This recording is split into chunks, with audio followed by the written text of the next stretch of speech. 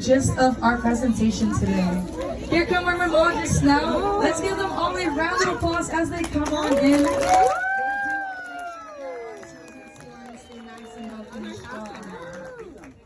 So as they take their positions, we're going to be taking a look at the characteristics with our seals and sea lions. And as I mentioned, we're going to be talking to a near and dear friend of mine.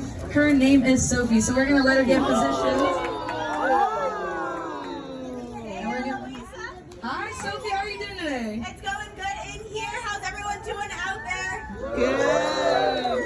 Awesome. Looks like we have a pretty packed house today. So as Eloisa was telling you, we are so excited to have you all here with us today. We're going to be watching one of our seal and sea lion training sessions. We're going to pay attention to some of those characteristics we see on land, try to see if we notice some similarities, and also really explore those differences too. Right, Eloisa? Absolutely, Sophie. And it looks like everybody is super hyped. We're watching everyone in awe as our sea lions porpoise in and out of the water.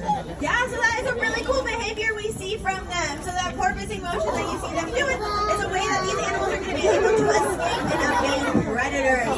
Now those animals move very well in the water, but it also looks like we're seeing some movement here on the beach next to me. We have our mammalogist Deb working with a couple of our Pacific harbor seals.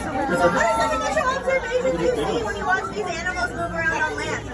My friends, do you all think it's funny looking when our seals move on the beach? Yeah, we're getting lots of giggles. Sophie, can you tell us a little bit about how that works? Of course. So the movement that we see going on right here next to us is a little silly looking, but it's because those Pacific harbor seals have very short tucked in front flippers. So they can't prop themselves up on those front flippers. They can't really walk around or climb like some of our other animals. And so they have to resort to that kind of bouncy, jumpy motion.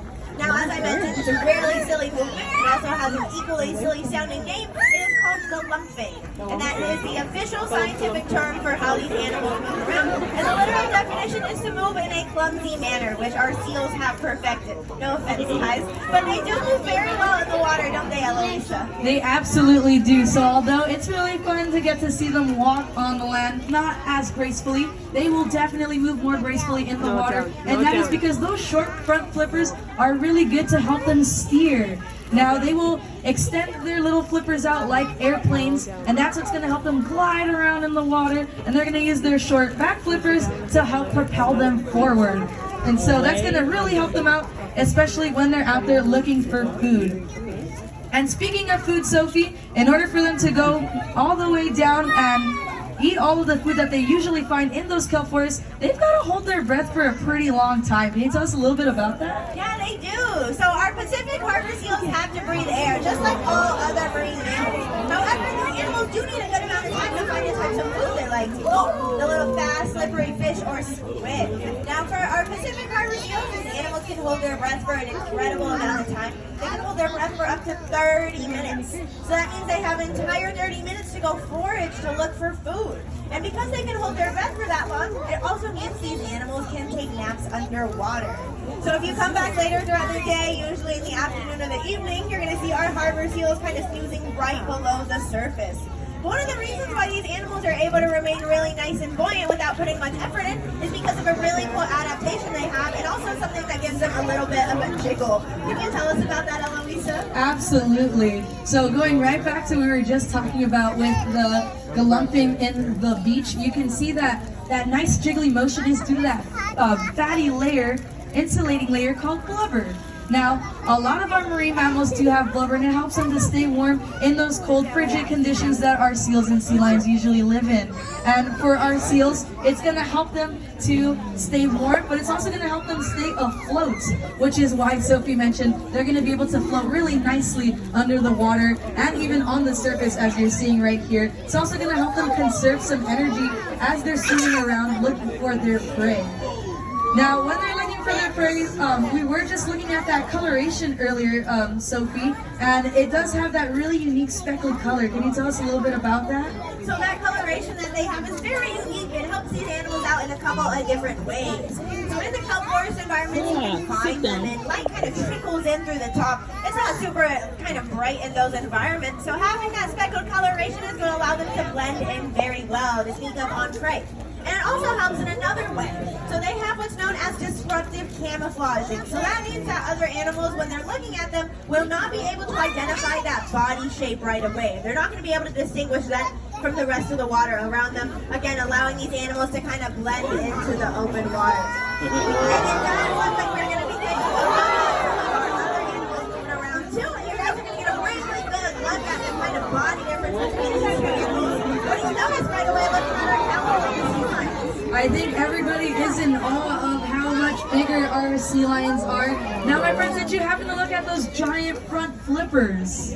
Yes. Now, those giant front flippers are going to help out a lot more, especially when they're walking on land. Sophie, can you tell us a little bit about how they're able to walk on land with those front flippers? So our California sea lions are incredibly agile on land. We see my friend Parker right here propping himself up on those big front flippers he has. Now, at his heaviest, Parker weighs anywhere between 800 to 900 pounds. So that means those powerful front flippers are going to be strong enough to support his full weight on land. It also means that these animals are able to climb around. They can get up on those rocks like you see right there. Sometimes they do handstands, and every now and then we can see them jumping too. So these animals are going to move very, very well on land because of those big front flippers, and also because they have an adaptation that you and I share too. They have rotating back hips, which means that they can position their back flippers in a couple of different ways using those rotating back hips to allow them to move well on land. Now, since they are coastal animals, they need to spend a good amount of time in the water.